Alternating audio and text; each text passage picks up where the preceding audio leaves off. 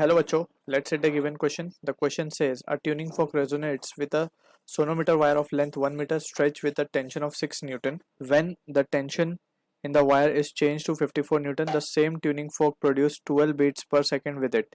The frequency of the tuning fork is dash hertz. So for this question, जो key concept we will be discussing is the concept of beats. So beats basically is nothing but it is the frequency difference between the two sound waves. ठीक है ना. तो दो sound wave के बीच का slight frequency difference जो होता है उसे हम बीट फ्रीक्वेंसी कहते हैं. So it is written as f1 minus f2 mod ले लेते हैं इसका, तो इसे हम कहते हैं beat frequency, right. Capital F या फिर एन से डिनोट करते हैं बेसिकली इसको. तो यहाँ पे अगर हम ध्यान से देखें जो क्वेश्चन में हमसे बोला गया, हमें सोनोमीटर के बारे में भी थोड़ा सा बेसिक नॉलेज होनी चाहिए.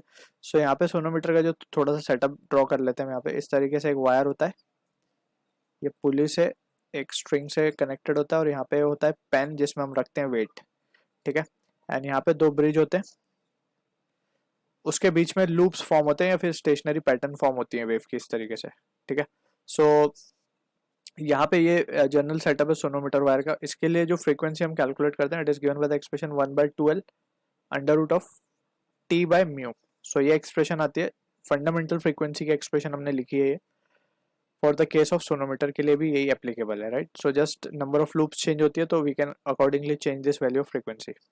अब जो सिचुएशन है उसके अकॉर्डिंगली हम देखते हैं. तो हमें बोला गया फर्स्ट केस में फ्रीक्वेंसी है f1, लेट से हम मान लेते हैं.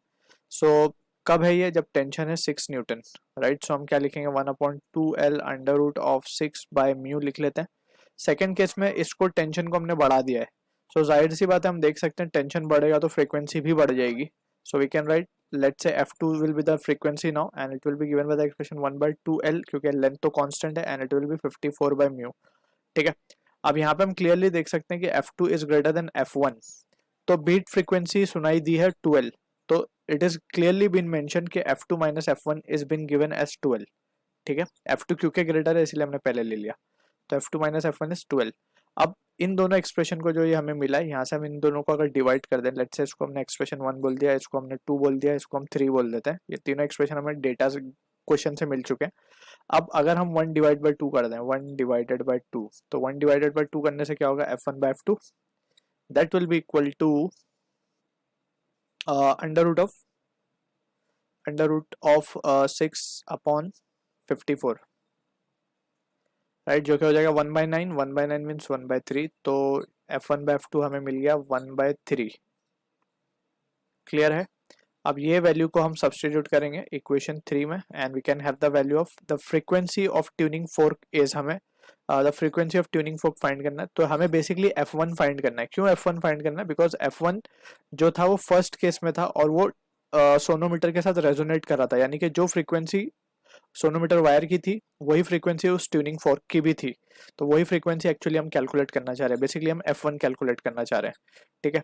सो from third equation we can say कि f2 की जगह पे वी कैन सब्सटीट्यूट 3f1, तो 3f1 minus of f1 will be equals to 12. तो ये हो जाएगा 2f1 will be this, so f1 की वैल्यू आ जाएगी 6 and it will be in hertz. So this is the answer for the question. So I hope you understood the solution.